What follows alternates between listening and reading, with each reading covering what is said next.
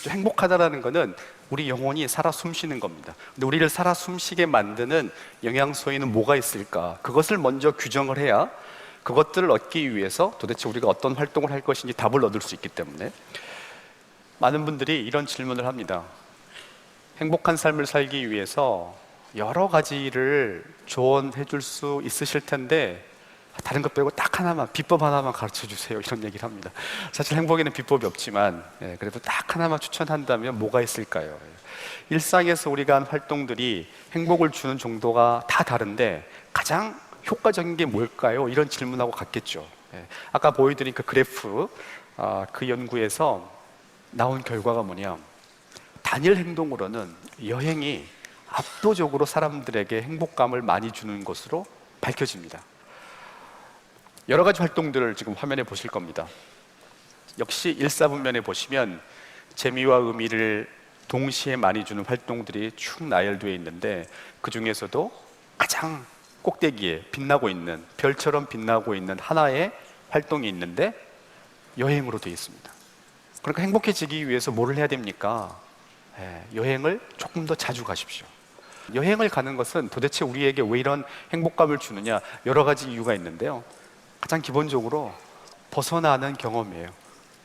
뭔가로부터 좀 떨어져 보는 거는 상당한 행복감을 줍니다. 우리 배우자가 친정에 가거나 출장 갈 때 상당한 즐거움을 줘요.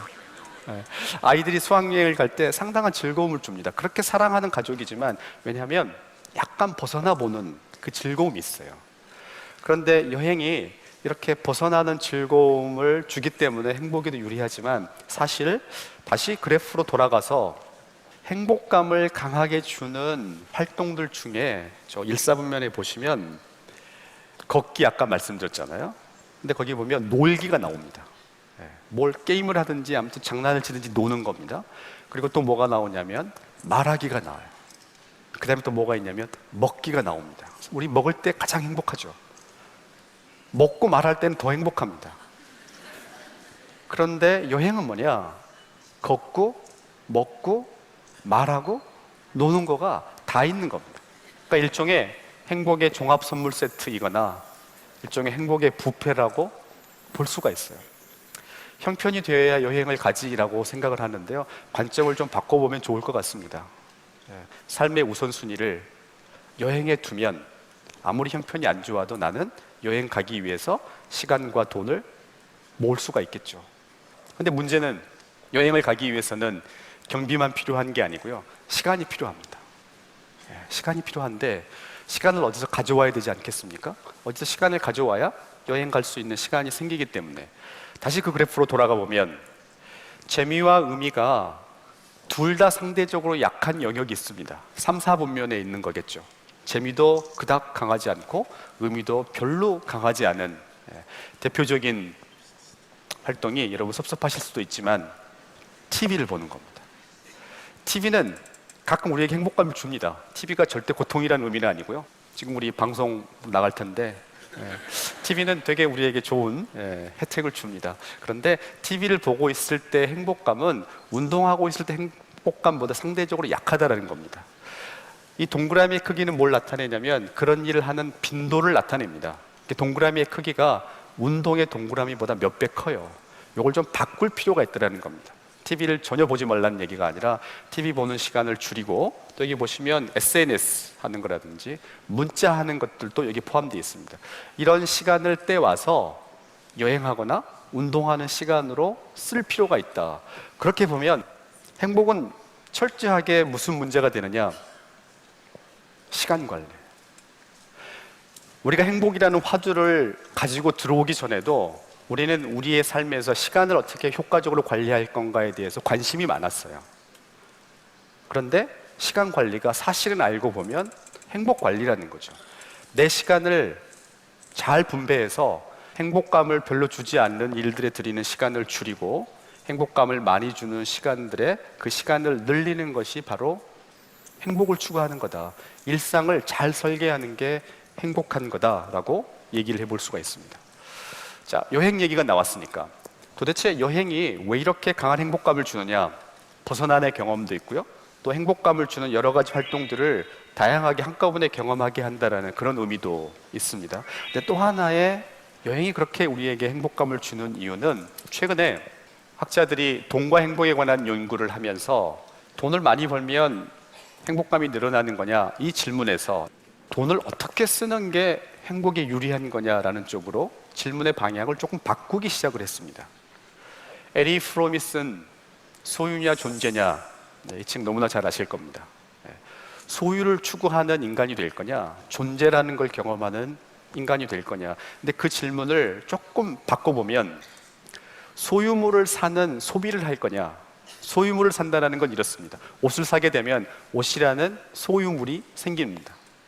그런데 우리가 소비하는 대상을 보면 이렇게 소유물이 생기는 대상만 있는 게 아니라 뭔가를 경험하고 체험하기 위해서 돈을 들이는 경우도 있습니다. 여러분은 지금 무료로 듣고 계시지만 만일 여기에 참가비가 있다고 가정해 보시면 이런 강의는 소유물이 생기지 않습니다. 경험하고 생각하는 겁니다. 여행도 마찬가지죠. 그런데 학자들이 연구를 해보니까 소유물을 샀을 때 경험하는 행복감은 경험을 샀을 때 행복감에 비해서 강도도 약할 뿐만 아니라 오래 가지 않는다는 겁니다. 그런데 이 경험을 위한 소비가 행복감이 강하고 오래 가는 이유가 뭐냐? 이야깃거리를 만들어내기 때문에 그렇습니다. 사람들은 뭔가에 대해서 신나게 이야기할 때 행복감을 느낍니다. 여러분이 사신 옷을 놓고 잠깐은 누구랑 이야기할 수 있어요. 내가 이 옷을 샀는데 너무 예쁘다. 근데 몇 년째 이런 얘기는 하지 않습니다. 근데 우리가 몇 년 전에 다녀온 여행에 대해서는 지금도 이야기를 합니다. 어떤 분의 표현처럼 어떤 여행은 인생을 바꿉니다. 어떤 옷은 인생을 못 바꿉니다. 어떤 옷도 사실은 뭐 예외적으로 그럴 수는 있겠지만 어떤 옷도 우리의 인생을 바꾸지는 못합니다. 어떤 생각할 수 있는 기회는 우리의 인생을 바꿀 수 있습니다. 그런데 어떤 자동차는 우리의 인생을 바꾸지는 못합니다. 그러니까 우리 일상생활에서 가장 현실적으로 중요한 그리고 가장 빈번히 우리에게 다가오는 주제가 돈의 문제인데요. 이 돈의 문제를 어떻게 해결할 거냐를 해결하지 않고 행복을 추구한다는 것은 사실 어려운 문제이죠. 그런데 그 한 가지의 대안이 뭐냐? 돈으로 경험을 살 필요가 있다는 겁니다. 영어로 이력서를 레주메라고도 하고요. 조금 고급스럽게는 커리큘럼 비타라는 표현을 씁니다. 그래서 줄여서 CV라고 하는데 우리가 우리의 이력서를 관리하기 위해서 사람들이 많은 노력을 합니다. 내가 어느 대학을 나왔고 어디에서 일한 경험이 있고. 그런데 어떻게 보면 우리는 우리 경험의 소위 CV를 가지고 있습니다. 어떤 사람은 그 경험의 이력서가 풍성합니다. 이런 걸 경험해봤고 이런 걸 체험해봤고. 근데 어떤 사람은 그 경험의 이력서가 너무 빈약한 겁니다. 행복은 우리 경험의 CV의 길이와 비례한다고 해도 과언이 아닙니다. 그러니까 돈을 벌어서 이제 어떻게 쓸 거냐? 이야깃거리를 만드는데 돈을 쓸 필요가 있습니다. 이야깃거리를 만들어낼 때 우리에게 행복감이 생기기 때문에 그렇습니다. 우리 자녀들에게 돈을 많이 벌려고 가르쳐야 됩니다. 우리가 덕을 보는 것도 있지만 자녀들이 돈을 많이 벌어서 너 이 돈을 가지고 이 세상에 존재하는 많은 것들을 경험하는 데 써라. 소유물을 늘리는 데 돈을 쓰지 말고 너의 경험을 늘리는 데 돈을 써라. 이것이 돈에 대해서 우리가 자녀들에게 줄 수 있는 최고의 가르침이고, 우리 자녀에게 줄 수 있는 최고의 가르침이라면 우리가 실천해야 되는 어떤 가르침이라고도 얘기해 볼 수가 있습니다. 이제 두 가지가 남았는데요. 제가 앞에서 환경이 우리를 지배할 수 있다, 어떤 행동을 하게 되면 우리의 마음이 영향을 받는다, doing good을 하게 되면 being good이 생긴다, 이런 말씀을 드렸습니다. 근데 우리의 환경 중에서, 우리 일상의 이런 환경 중에서 우리에게 가장 강력한 영향을 미치는 게 뭐냐면 우리 주변에 있는 사람입니다. 우리 조상들도 지혜를 가지고 있었어요. 그래서 누가 옆에 있느냐에 따라서 우리의 인생이 달라질 수 있다는 것을 알게 된 겁니다. 맹모삼천지교도 그런 가르침의 하나이고요. 또 우리 표현 중에 금묵자흑, 그냥 까만 데 있으면 까맣게 된다, 근주자적, 붉은 곳에 있으면 너도 붉게 된다. 그래서 이 주변 환경, 특별히 어떤 사람과 시간을 보내느냐를 굉장히 중요하게 생각을 해왔습니다. 그런데 2011년에 미국의 이 두 명의 학자가 아주 재미있는 책을 써냈습니다. 본인들이 해왔던 연구들을 종합해서 책을 썼는데 이 책의 제목이 커넥티드라는 제목입니다. 우리나라에는 행복도 전염된다 이렇게 책이 나왔는데요. 이 책의 부제를 보시면 이렇게 되어 있습니다. 우리의 소셜 네트워크, 우리가 맺고 있는 이런 사회적인 관계가 얼마나 강력한 영향력을 가지고 있느냐. Surprising power예요. 우리도 우리가 맺고 있는 관계가 중요하다는 걸 알고 있었는데 그 영향력은 우리가 생각하는 것보다 훨씬 더 놀랍다. 어느 정도로 놀라운 거냐? 또 부제가 이렇게 연속됩니다. 내가 생각하고 내가 느끼는, 그러니까 내 생각이나 내 감정을 어느 정도로 영향을 주느냐? 내 친구의 친구가 영향을 줄 수 있다. 3단계의 네트워크를 통해서도 영향을 줄 수 있다라고 부제에서 얘기를 합니다. 이분들이 이렇게 주장할 수 있었던 이유는 한 지역 공동체 사람들의 이 소셜 네트워크를 분석을 한 겁니다. 누가 누구랑 친한지, 그리고 이 사람들의 평소의 행복감을 측정을 한 겁니다. 그림에서 동그라미들은 개인을 나타내고요, 색깔은 그 사람들의 행복도를 나타냅니다. 파란색은, 진한 색은 행복감이 낮은 사람들이고, 이 초록이 연할수록 행복감이 강한 사람들인데, 딱 보시면 두 가지 패턴이 눈에 띕니다. 행복하지 않은 사람들은 자기들끼리 모여 있습니다. 행복한 사람들은 행복한 사람들끼리 모여 있습니다. 두 번째 패턴은 뭐냐? 행복하지 않은 사람들 중에, 즉 이 파란색에 있는 사람들 중에 일부는 어떤 네트워크의 끝에 있어요. 그러니까 주변에 사람이 없다라는 뜻입니다. 이 연구를 하면서 이분들이 밝혀낸 게 뭐냐? 내가 행복해질 가능성은, 내 친구가 행복하게 되면 그 가능성이 약 15% 증가한다. 내 친구의 친구가 행복하게 되면 내가 행복해질 가능성이 약 10% 증가한다. 내 친구의 친구가 행복하게 되면 내가 행복해질 가능성이 약 6% 증가한다. 4단계쯤 가면 그때서야 영향력이 없어진다고 얘기를 해요. 그만큼 우리 주변에 누가 있느냐가 중요하다는 겁니다. 그러니까 행복하게 삶을 살고 싶다. 그럼 가장 중요한 게 뭐냐? 행복한 사람 옆에 있는 겁니다. 좋은 사람들과 보내는 시간을 늘리는 것만큼 효과적인 방법이 없어요. 여러분이 불행하고 싶으면, 여러분이 우울하고 싶으면 우울한 사람과 시간을 장시간 보내시면 돼요. 그러면 금방 우리가 우울해지고 금방 냉소적이 됩니다. 그러므로 만약에 우리가 만나는 사람들을 이제 좀 컨트롤할 수 있는, 누구와 시간을 보낼 건지 내가 좀 컨트롤할 수 있다 그러면 아주 독한 기운을 뿜어내는, 불행의 에너지를 뿜어내는 사람들과 보내는 시간은 좀 줄이고 좋은 에너지를 우리에게 주는, 이 선한 에너지를 주는 사람들과 보내는 시간을 늘릴 필요가 있다는 겁니다. 근데 여기서 하나 더 나갈 필요가 있죠. 우리 주변에 그런 사람이, 선한 사람들, 행복한 사람들이 많으면 좋겠지만, 그러나 우리는 적어도 이런 강의에 오셔서 삶에 대해서 진지한 고민을 하실 정도라면 내가 주변 사람들에게 행복을 주는 사람이 되어야 되지 않겠습니까? 내가 있으면 내 친구가 행복해질 가능성이 15%가 늘어나는 겁니다. 그리고 내 친구의 친구가 행복해질 가능성이 10% 늘어난다는 겁니다. 그러니까 우리는 서로 행복에 대해서 어떻게 보면 빚을 지고 있는 겁니다. 주변 사람들이 행복하면 나에게 좋지만 내가 그 사람들을 행복하게 만들어주는, 전념시켜주는 주체가 될 수 있기 때문에 내가 행복한 사람이 되는 것은 나한테 좋은 것뿐만 아니라 다른 사람들한테도 좋다라는 겁니다. 자, 그러면 좋은 사람들, 그렇죠? 누구랑 시간을 보내는 게 중요한 거냐? 행복한 사람들과 보내는 게 중요한데 특별히 어떤 사람들과 시간을 보내야 되느냐?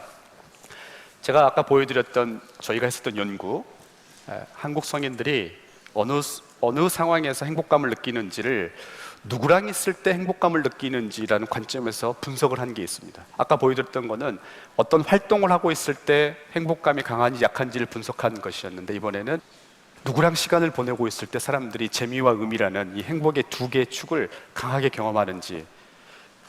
가장 즐거울 때는 연인과 있을 때고요. 기억을 못 하실 수도 있어요. 하도 오래되셔가지고. 네. 사랑하는 연인과 있을 때가 제일 즐겁습니다.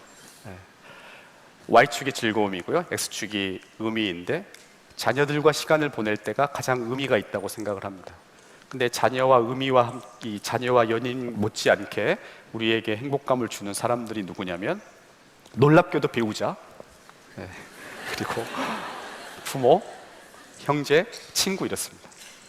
연인을 우리가 친구라고 얘기를 해보면 family and friends. 2F예요. 가족, 친구와 보내는 시간을 늘리고 그들과의 관계를 돈독하게 하는 게 행복한 삶을 사는 데 있어서 너무너무 중요하다는 겁니다. 왜냐? 앞서 말씀드렸지만 우리 영혼의 3대 영양소 중에 하나가 관계입니다. 행복해지기 위해서 우리 명상도 해야 되고요.